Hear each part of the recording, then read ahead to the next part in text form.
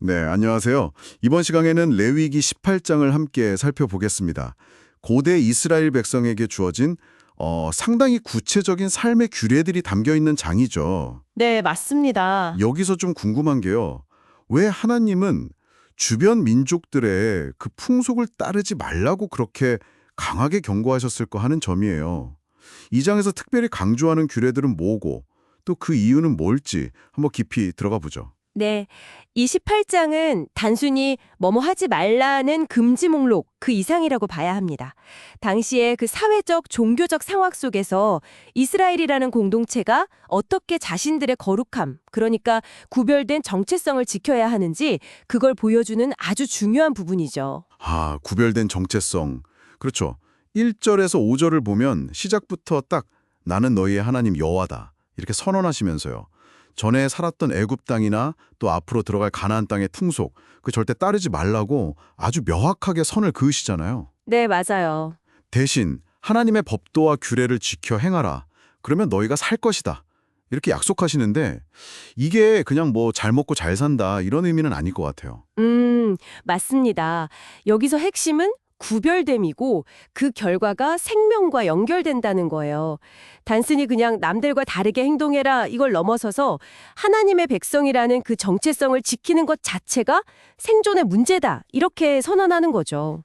주변 문화에 그냥 휩쓸려 동화되는 것은 곧 정체성을 잃는 거고 뭐랄까 더 나아가서는 공동체가 사라질 수도 있다는 그런 위기의식이 담겨 있다고 볼 수 있습니다. 와, 정말 강력한데요. 생존의 문제라니. 자, 그럼 이어서 6절부터 18절을 보면요. 이게 상당히 구체적인 금지 조항들이 막 나와요. 특히 가족, 친족 관계 안에서의 성적인 행위에 대한 금지인데요. 어머니, 계무, 자매, 손녀, 고모, 이모 뭐 아주 상세하게 딱딱 집어서 명시하고 있단 말이죠. 아니, 왜 이렇게까지 자세하게 금지했을까요? 네, 그 표현 방식을 보면요. 각 관계를 언급하면서 이는 내 아버지의 하체니라, 혹은 내 어머니의 하체니라, 내 살구치의 하체니라, 이런 식으로 이유를 덧붙여요. 이게 단순히 성적인 물러납을 막는다는 차원을 넘어서는 거죠. 가족이라는 공동체의 가장 기본 질서, 그 혈연과 인척관계의 근간을 보호하려는 아주 강한 의지가 보이는 겁니다. 이런 관계가 무너지면 공동체 자체가 그냥 와해될 수 있다. 이런 인식이 깔려 있는 거죠. 아하. 심지어 아내가 살아있는데 그 자매를 또 아내로 맞이하는 것까지 금지하잖아요. 이것도 아마 가족 내의 어떤 질투나 분열을 막기 위한 조치로 볼 수 있겠죠. 그렇군요. 단순한 도덕 규칙이 아니라 정말 공동체를 지키기 위한 핵심적인 규정이었네요. 자, 그리고 19절부터 23절로 넘어가면 이제 가족 외의 문제들, 다른 금지 사항들이 나옵니다. 월경 중인 여성과의 관계, 이웃의 아내와의 동침, 즉 간음이죠. 그리고 자녀를 몰래에게 바치는 행위, 또 남성 간의 동성애, 짐승과의 수간, 이런 행위들을 가증한 일이라고 부르면서 엄격하게 금지하는데요. 와, 이 가증하다는 말이 주는 무게감이 상당합니다. 네, 그쵸. 그 가증하다. 히브리어로 토에바라는 단어인데요.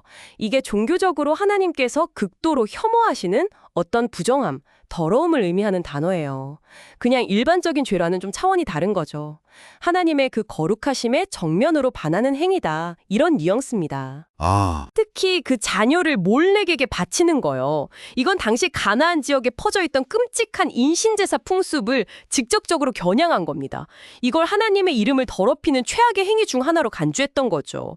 다른 금지 조항들도 보면 당시 주변 문화에 어떤 성적인 문란함이나 우상숭배, 관습들과 깊이 연관되어 있어요. 그래서 이스라엘의 그 구별됨을 심각하게 위협하는 요소로 봤던 겁니다. 그렇군요. 그래서 이제 마지막 부분 24절부터 30절까지는 이런 가증한 일들이 결국 어떤 결과를 가져오는지 아주 무서운 경고를 하시는군요.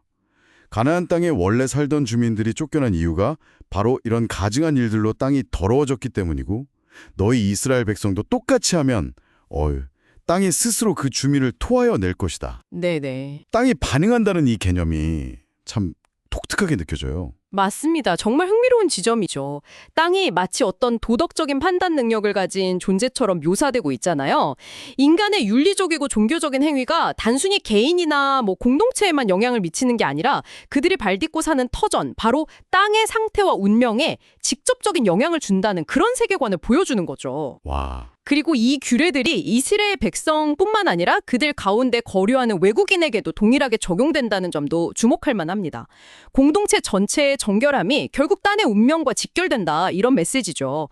이걸 어기면 결국 백성 중에서 끊어진다, 공동체적인 심판으로 아주 강하게 마무리됩니다. 네. 정리를 좀 해보면 레위기 18장은 결국 하나님의 백성으로서 어떻게 구별된 삶, 다른 말로 하면 거룩한 삶을 살아야 하는지에 대한 구체적인 로드맵, 그런 거였네요. 특히 성윤리 문제하고 우상숭배 금지를 통해서 공동체의 정체성과 질서를 지키고 더 나아가서는 그들이 살아갈 땅과의 관계까지 설정하는 아주 중요한 메시지를 담고 있습니다. 그렇습니다.